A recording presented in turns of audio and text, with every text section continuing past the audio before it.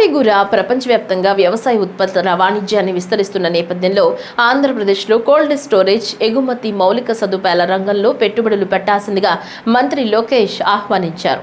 భారత్లో ఏపీ ప్రధాన బియ్యం ఉత్పత్తిదారు మాత్రమే కాకుండా దేశం మొత్తం మీద 70% రొయ్యలు ఏపీలోనే ఉత్పత్తి అవుతున్నాయని తెలిపారు.